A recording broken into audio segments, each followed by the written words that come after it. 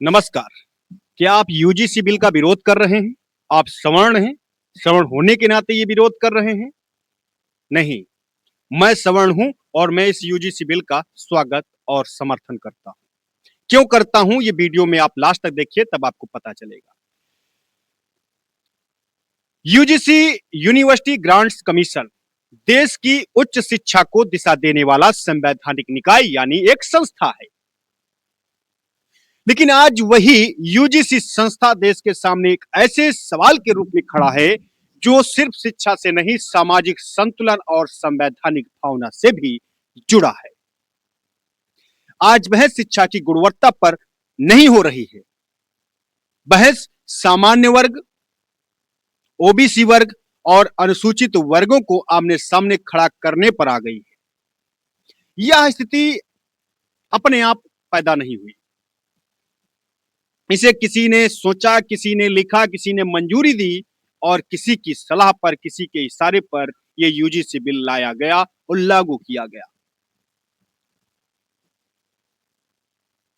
हमारा सवाल सीधा है, सरकार से है, सरकार में बैठे हुए लोगों से है।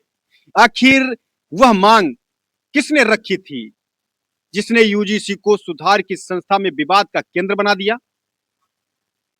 सरकार अगर कहती है कि सब कुछ नीति सुधार के तहत हुआ, तो उसे यह भी बताना होगा कि किसने सलाह ली थी, किससे नहीं ली गई और किन आवाजों को जानबूझकर अनसुना कर दिया गया। क्योंकि लोकतंत्र में नीति सिर्फ फाइलों में नहीं बनती, वह समाज से, संवाद से बनती है। जब शिक्षा नीति बिना सामाजिक यथार्थ को समझे बनाई जाती है, तब उसका परिणाम बहुत भयावह होता है, देश के लिए खतरा साबित हो जाता है। तब वह योग्यता नहीं बढ़ाती, वह अविश्वास पैदा करती है, अविश्वास बढ़ाती है। आज सड़कों पर जो आक्रोश दिख रहा है, वह अचानक फूटा नहीं, यह चुप्पी का नतीजा है जो सरकार और नीति निर्माताओं ने सवाल उठते समय ओढ़ ली। सवाल उठते समय ओढ़ ली और याद रखना होगा कि सामान्य वर्ग, ओबीसी वर्ग और अनुसूचित समाज तीनों इस देश की रीढ़ की हड्डी है। किसी एक वर्ग को, किसी एक को आगे बढ़ाने के नाम पर दूसरे को शक की निगाहों से देखना संविधान की आत्मा की हत्या है, संविधान की आत्मा के खिलाफ है। अगर यह सरकार वाकई सुधार चाहती है तो उसे टकराव नहीं, पारदर्शिता दिखानी होगी। वरना इतिहास में यह दर्ज होगा कि इतिहास के स्वर्णिम अक्षरों में, काले अक्षरों में, कि शिक्षा के नाम पर समाज को बांटने की एक और कोशिश हुई थी और उसकी जिम्मेदारी सत्ता के शीर्ष तक जाएगी, लास्ट पावदान पर बैठे उस शख्स तक जाएगी। सरकार से तीखे सवाल, सीधे सवाल, स्पष्ट सवाल। यूजीसी से जुड़ी यह विवादित मांग सबसे पहले किसने रखी थी, उसका नाम अभी तक सार्वजनिक क्यों नहीं किया गया? क्या इस मांग पर सामान्य वर्ग, ओबीसी वर्ग और अनुसूचित समाज के प्रतिनिधियों से औपचारिक सलाह ली गई थी? अगर सलाह ली गई थी तो उसकी रिपोर्ट अब तक सार्वजनिक क्यों नहीं की गई? अभी तक उसकी रिपोर्ट सार्वजनिक क्यों नहीं है? क्या सरकार मानती है कि बिना व्यापक संवाद के लागू की गई नीतियां सामाजिक तनाव बढ़ा सकती हैं? जब विरोध शुरू हुआ, तब सरकार ने स्पष्टीकरण देने के बजाय चुप्पी क्यों साधी? मौन क्यों हो गई? स्पष्टीकरण क्यों नहीं दिया गया? क्या यह सच नहीं है कि इस पूरी प्रक्रिया में शिक्षा से ज्यादा राजनीति हावी हो रही है? अगर नीति सही थी तो सरकार को उसे खुलकर बचाने में डर क्यों लग रहा है? और अगर नीति में खामी थी तो अब तक सुधार या वापसी की घोषणा स्पष्ट क्यों नहीं की गई और क्यों नहीं की जा रही है?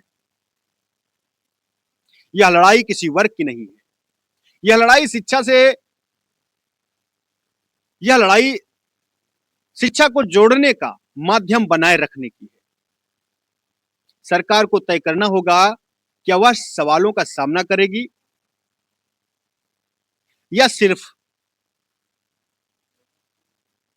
फिर इतिहास में उन नीति निर्माताओं की कतार में खड़ी होगी जिन्होंने शिक्षा को सुधारने के बजाय, शिक्षा की गुणवत्ता को सुधारने के बजाय, शिक्षा में भेदभाव खत्म करने के बजाय एक नया भेदभाव स्थापित करने का प्रयास किया या समाज को बांटने का औजार बना दिया। क्योंकि सच यह है कि नीति बनाने वाले गुमनाम रह सकते हैं, लेकिन उनके फैसले के जख्म समाज लंबे समय तक ढोता रहेगा। याद रखना दोस्तों, कोई भी कानून जब बनाया जाता है वो समाज के लिए, देश के लिए, देश हित के लिए बनाया जाता है। आने वाले समय में उसका दुरुपयोग न हो सके या उसका कोई दुष्परिणाम न सामने आए, इसलिए बनाया जाता है। एक व्यक्ति को न्याय दिलाने के लिए, एक विशेष वर्ग को न्याय दिलाने के लिए दूसरे व्यक्ति के साथ जाति भेदभाव करना, उसे जन्मजात अपराधी एहसास करा देना, ये कहां का न्याय है।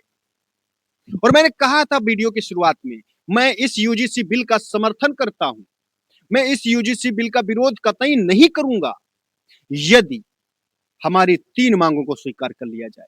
पहला, जो यूजीसी बिल लाया गया है उसमें एनी शब्द का इस्तेमाल किया जाए। प्रत्येक व्यक्ति, यहां पर कोई जाति, वर्ग, मजहब, संप्रदाय कुछ न रखा जाए। बाकी वो रखा जाए जैसे लिंग भेदभाव है, विकलांगता भेदभाव है, अन्य प्रांतीय भेदभाव है, ये सब चीजें शामिल की जाए और इसमें मेन प्राथमिकता दी जाए अपराध को। कोई भी अपराधी शामिल किया जाए। किसी भी वर्ग का व्यक्ति, किसी भी वर्ग के व्यक्ति को न जाति आधार पर, न लैंगिक विषमता के आधार पर, न रंग रूप के आधार पर, न भौगोलिक स्थिति के आधार पर, न किसी प्रांतीय आधार पर, या किसी भी प्रकार का कोई भी व्यक्ति, किसी भी वर्ग का व्यक्ति किसी के साथ भेदभाव करता है तो उसके खिलाफ कठोरतम कार्रवाई होगी। और ये कोई भी व्यक्ति हो सकता है, कोई एक जाति नहीं, कोई एक मजहब नहीं, कोई एक संप्रदाय नहीं, किसी भी व्यक्ति के साथ होगा। जब भावना हमारी सुरक्षा देने की है, कानून ही बन रहा है ना, कानून का डर सबके अंदर होना चाहिए, किसी एक वर्ग के अंदर नहीं, सबके अंदर, हर अपराधी के अंदर होना चाहिए। एक जाति को डराने का कोई मतलब नहीं, एक अपराधी को डराया जाए। पहली मांग। दूसरी मांग, जो कमेटी बनाई जा रही है उस कमेटी में हर वर्ग के व्यक्तियों का प्रतिनिधित्व हो, हर वर्ग के लोगों का शामिल होना जरूरी रखा जाए। और तीसरी दोस्तों, हमारी सबसे बड़ी और स्पष्ट मांग है, अगर कोई भी व्यक्ति, वो किसी भी वर्ग का हो, किसी भी जाति का हो, किसी भी धर्म का हो, किसी भी संप्रदाय का हो, अगर वो गलत रिपोर्ट करता है, गलत मानसिकता से रिपोर्ट करता है, किसी को फंसाने के उद्देश्य से रिपोर्ट करता है, शिकायत करता है, और ये स्पष्ट हो जाता है कि ये शिकायत गलत मानसिकता की वजह से की गई थी, तो दंड का प्रावधान जितना उस अपराधी को है उतना ही, उसे ज्यादा ही होना चाहिए, लेकिन फिर भी मैं कहता हूं उतना ही दंड उस गलत रिपोर्ट करने वाले को भी हो, ताकि किसी भी कानून का गलत उपयोग ना हो सके। ये बात मैं इसलिए कह रहा हूं दोस्तों क्योंकि SC ST जो एक्ट है इसका बहुत ज्यादा दुरुपयोग हो रहा है। महिला प्रताड़ना का, 376 गैंग रेप का कानून तो प्रोटेक्शन के लिए बनाए जाते हैं, लेकिन उनका धरातल पर मिसयूज होता है, लोग उसे हथियार की तरह यूज करते हैं। और आज सबसे ज्यादा राजनीतिक पैंतरेबाजी में इन्हीं एक्ट का उपयोग किया जा रहा है। हमारे कई ऐसे साथी हैं जिनको मैं जानता हूं, बहुत करीब से जानता हूं, कि वो निर्विरोध और निर्दोष फंसा दिए गए। एक एक 2-2 महीने की फर्जी जेल काटे, तमाम पैसा बर्बाद हुआ, सामाजिक प्रतिष्ठा भंग हुई, पूरा परिवार परेशान हुआ, मानसिक से लेकर सामाजिक तक तमाम प्रकार की प्रताड़नाओं से गुजरना पड़ा। ये यही तो है कि आज हमने अगर सही टाइम पर अपनी आवाजें बुलंद नहीं की तो फिर इसका खामियाजा हमारी आने वाली 7 पुश्तें भी भोगेंगी। क्योंकि जब संविधान बन रहा था तो आरक्षण नाम का जो एक सबसे बड़ा जहर है जो सामाजिक भेदभाव को जन्म देता है, अगर उस समय संविधान निर्माताओं में जो लोग न्याय करने के लिए बैठे थे, वहां पर जाति को प्राधान्यता न देकर के आर्थिक आधार को प्राधान्यता दी गई होती, तो आज ये समाज टुकड़ों टुकड़ों में विभाजित होता दिखाई नहीं दे रहा होता। उस समय अगर इसका विरोध किया गया होता तो आज ये स्थितियां उत्पन्न नहीं होती। आज ये वोट बैंक की राजनीति में जातियां आपस में लड़ती हुई दिखाई नहीं देती। दोस्तों, मैं किसी भी जाति वर्ग विशेष के खिलाफ कतई नहीं हूं, स्पष्ट कहता हूं, मैं सामाजिक न्याय के पक्षधर में हूं। मैं चाहता हूं कि हर व्यक्ति, पूरे भारत का एक एक बच्चा जो पेट में भी पल रहा है, वो भी अपने आप को सुरक्षित महसूस करे। कठोर से कठोर कानून बनाए जाएं, लेकिन कानून का उद्देश्य न्याय देना हो, भेदभाव करना नहीं, किसी को जन्मजात अपराधी एहसास करना नहीं, क्योंकि हम भी उतने ही भारतीय हैं जितने हमारे अन्य वर्ग के लोग। हम भी अपने देश को महान देखना चाहते हैं, हम भी अपने देश को आगे बढ़ना देखना चाहते हैं। हम लोग सब भारतीय हैं और हम चाहते हैं कि जिन्होंने ये नारा दिया था, हिंदू मुस्लिम सिख ईसाई आपस में सब भाई भाई, भैया मत करो लड़ाई, मत करो लड़ाई। हाथ जोड़ता हूं भैया आप लोगों के, मत करो लड़ाई यार। लड़ाई में कुछ नहीं रखा, मान जाओ, अब भी मान जाओ, नहीं तो आने वाला समय में फिर भी वही बात, मेरा जो प्रथम दिन का डायलॉग था, प्रथम दिन का जो वक्तव्य था, आग आज हमारे घर में लगी है। अपने घर में आप पानी लेके लदुआ पे बैठे, छत पे बैठे और ये सोचते हैं कि आग हमारे घर तक नहीं पहुंचेगी। पड़ोसी के घर तक भी आग पहुंचती है और पड़ोसी भी उस आग का शिकार होगा और आपका भी घर आज नहीं तो कल जलकर राख हो जाएगा और आपको भी बचाने वाला कोई नहीं मिलेगा। तो मत खुश होइए कि आज हमारे पास सब प्रावधान, सरकार हमारे बारे में सोच रही है। सरकार हमारे बारे में नहीं, हम सब के बारे में सोचने के लिए प्रेरित करिए। तो दोस्तों, मेरी भावनाएं, मेरे वक्तव्य यदि आपको समझ में आ गए हों तो इस वीडियो को छोटा सा लाइक, वीडियो को शेयर और अपनी प्रतिक्रिया देना मत भूलिएगा। और हमारे कमेंट बॉक्स में वही लोग कमेंट करिएगा जो लोग सर्व समुदाय को सुरक्षित देखना चाहते हैं। अगर सिर्फ आप ये चाहते हैं कि झंडा ऊंचा रहे हमारा और विजयी विश्व तिरंगा प्यारा, और सिर्फ हमारे समाज को अगर सुरक्षित महसूस करा दिया गया, सुरक्षा दे दी गई, इससे अगर आप खुश हैं तो ये बहुत दुख की बात है। हमें ये चाहिए, हम संप्रभुता वाले लोग हैं, जहां हम लोग ये चाहते हैं कि सर्वे भवन्तु सुखिनः, सर्वे सन्तु निरामयाः, सर्वे भद्राणि पश्यन्तु मा कश्चित् दुःख भाग् भवेत्।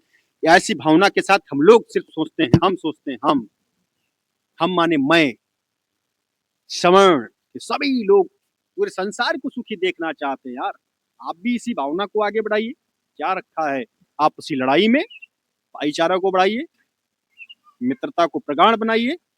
जातिवाद भेदभाव में कुछ नहीं रखा है सिवाय बर्बादी के। तो मेरे विचार अगर आपको अच्छे लगे तो जरूर अपनी प्रतिक्रिया देके जरूर जाना, और गलत मानसिकता वाले लोग हमारे वीडियो में कमेंट मत करना।